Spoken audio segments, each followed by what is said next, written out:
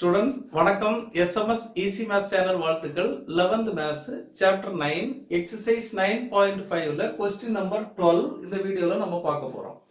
இப்போ g of x என்கிற ஒரு ஃபங்க்ஷன் கொடுத்திருக்கு. அது -∞, ∞ல தொடர்ச்சியானதுன்னா v யோட வேல்யூ கண்டுபிடிக்கணும். ஃபங்க்ஷன் வந்து -∞, ∞ல கண்டினியூஸா இருந்துன்னா v யோட வேல்யூ கேட்டிருக்கணும். அப்போ கண்டினியூஷன் கொடுத்திருக்கு, b வேல்யூ கண்டுபிடிக்கணும். இப்போ நம்ம இந்த ஃபங்க்ஷனை பார்த்தா g of x வந்து x 4 விட சிறுசுன்னா இது யூஸ் பண்ணணும்.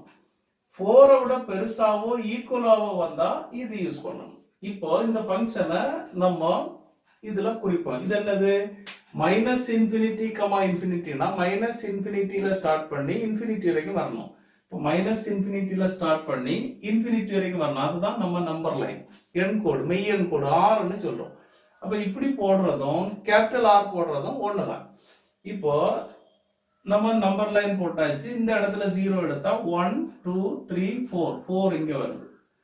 4க்கு இந்த பக்கத்துல இது டெஃபினிஷன், 4க்கு அந்த பக்கத்துல இது டெஃபினிஷன். ஈக்குவல் டு 4னால இதுதான் யூஸ் பண்ணணும். இப்போ நம்ம இந்த இடத்துல மட்டும்தான் இதுவரைக்கும் இந்த ஃபங்க்ஷன் இப்படியே வந்துட்டு இந்த இடத்துல அதுக்கு டெஃபினிஷன் சேஞ்ச் ஆகுது. அப்போ இந்த 4 மட்டும் நம்ம கான்சென்ட்ரேட் பண்ணுவோம்.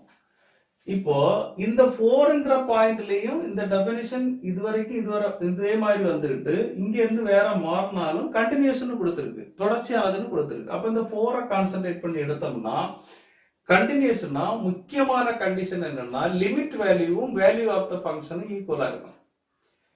எல்லை மதிப்பும் சார்பின் மதிப்பும் ஈக்குவலா இருக்கும். இப்போ 4ங்கிற பாயிண்ட்ல கண்டினியூஷன்னா 4ங்கிற பாயிண்ட்ல லிமிட்டும் 4ங்கிற பாயிண்ட்ல வேல்யூ ஆஃப் த ஃபங்க்ஷனும் ஈக்குவல். அப்போ நம்ம அதை எப்படி எழுதலாம்னா, அப்போ consider x is equal to 4 இதை நம்ம கன்சிடர் பண்ணுவோம். x equal to 4 I எடுத்துக்கொள்க.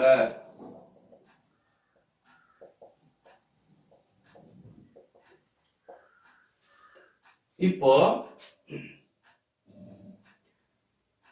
x equal to 4ல லிமிட் வேல்யூவும் வேல்யூ ஆஃப் த ஃபங்க்ஷன் ஈக்குவலா இருக்கும். அப்போ limit x tends to 4 of function g of x equal to value of the function. 4ல value of the functionனா g of 4, x க்கு 4 போடணும்.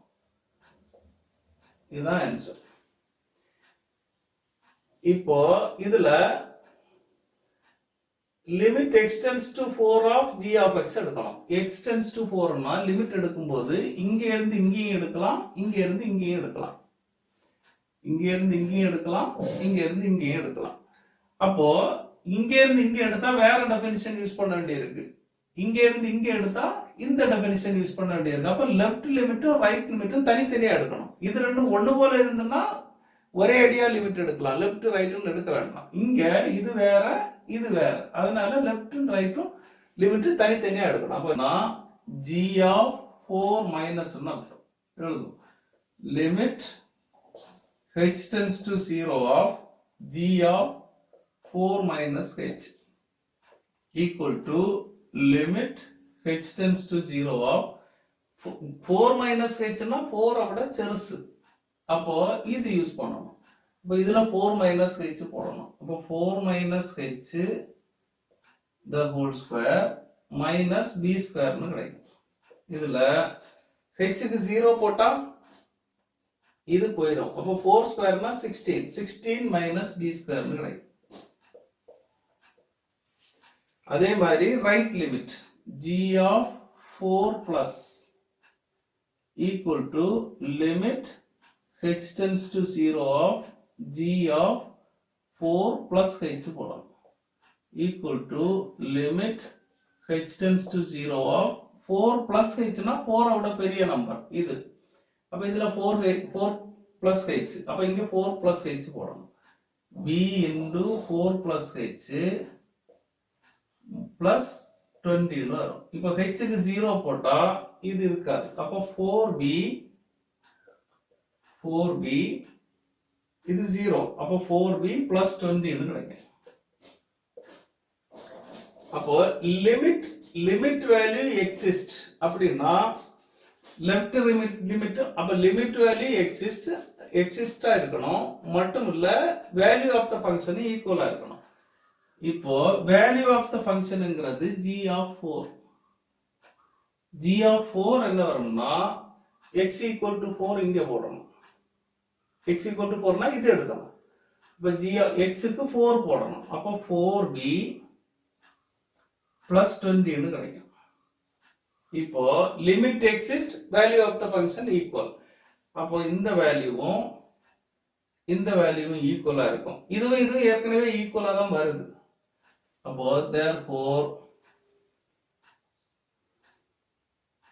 இப்போ இது 1ன்னு வச்சா 1ல இருந்து என்ன கிடைக்கும்? left limit 16 minus b square equal to right limit 4b plus 20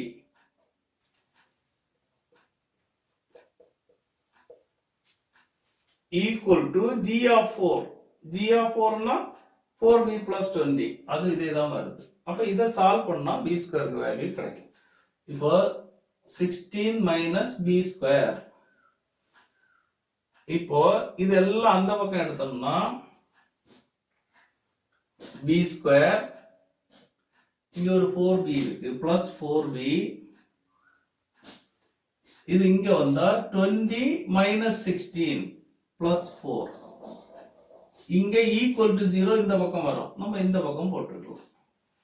இப்ப இதுல இருந்து b க்கு வேல்யூ என்ன கிடைக்கும்னா, இப்ப இது b square plus 4b plus 4 னா b க்கு வேல்யூ இத வந்து b plus 2 the whole square னு சொல்லலாம். இப்ப b plus 2 the whole square எடுத்தா b square plus 2 square 4 plus 2 into b into 2 4b, இதே தான் இங்க வரும். b plus 2 the whole square equal to 0. இதுல இருந்து b plus 2 the whole square 0 னா b plus 2 0 தான். b plus 2 equal to 0. இதுல இருந்து இந்த 2 அங்க கொண்டு போனா -2, b க்கு வேல்யூ -2 வரும். இதுல limit value value of the function equal use பண்றோம். லிமிட் வேல்யூ எக்ஸிஸ்ட்னா லெஃப்ட் லிமிட்டும் ரைட் லிமிட்டும் ஈக்குவலா வரும். அந்த ரைட் லிமிட் மாதிரி தான் வருது வேல்யூ ஆஃப் த ஃபங்க்ஷன். அதனால ஒரு தடவை எடுத்தா போதும். இப்படி எடுத்து b க்கு வேல்யூ -2 ன்னு நம்ம கண்டுபிடிச்சிருக்கோம். ஓகே ஸ்டூடண்ட்ஸ், இந்த வீடியோ உங்களுக்கு ஹெல்ப்ஃபுல்லா இருந்தா லைக் பண்ணுங்க, உங்க ஃப்ரெண்ட்ஸுக்கு எல்லாம் ஷேர் பண்ணுங்க, கமெண்ட் செக்ஷன்ல கமெண்ட் பண்ணுங்க, இந்த சேனலை சப்ஸ்கிரைப் பண்ணுங்க. தேங்க்யூ.